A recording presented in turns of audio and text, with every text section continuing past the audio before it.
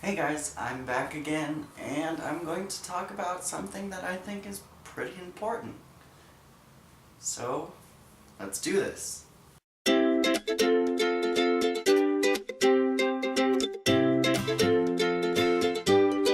So, as I mentioned in my previous video, I've suffered with anxiety for roughly 6 years now.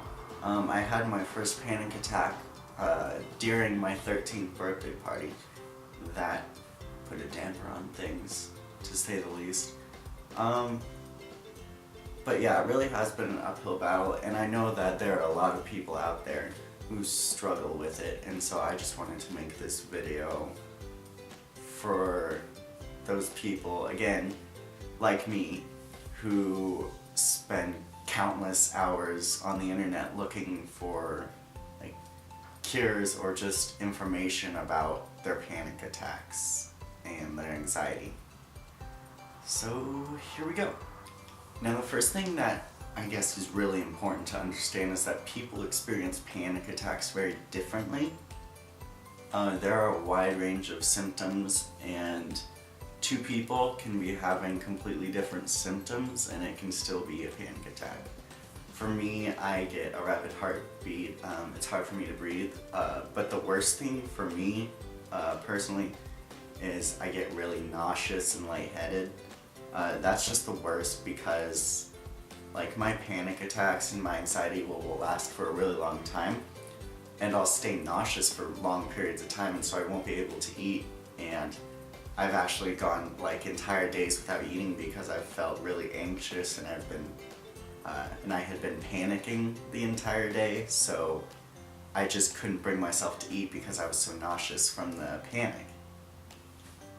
It was because of the fact that I had issues with eating while I was feeling anxious or having a panic attack that I initially sought out help.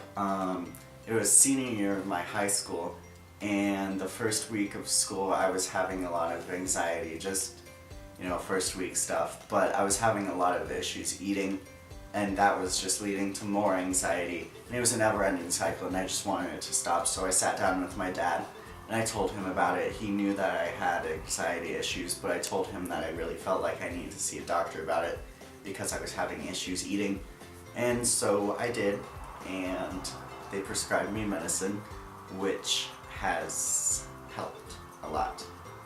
I know a lot of people who have anxiety and who have panic disorder, they feel like they can't afford treatment. While I will say that therapy, like seeing a therapist, is pretty costly, seeking medication, however, is not all that costly. If your family has insurance, like my family has insurance, and my medication costs $7. So that's $7 a month. It's not too costly. It can get costly if your doctor prescribes you a sedative, which they probably won't, because most doctors will only prescribe a sedative if it's interfering with your sleep. Basically, the sedatives are supposed to be sleep aids, but those are the only things that really cost a pretty penny, I guess. So if you're scared about the cost of treatment, you should really look into it before you just decide not to go for it. The next thing that I will say for those of you anxiety sufferers is that knowledge is power. Just go out and research the thing.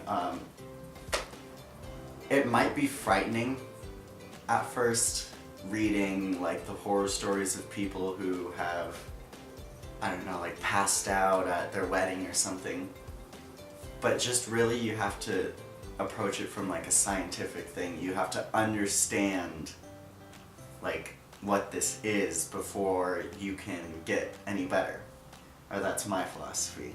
And in researching it, you'll probably find a lot of coping mechanisms.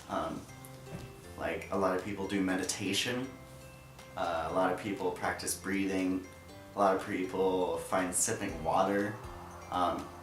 one technique that I found pretty useful was that you have to recognize that you're panicking, or you have to recognize that a panic attack is coming, and then you just take a minute to accept the fact that you're panicking.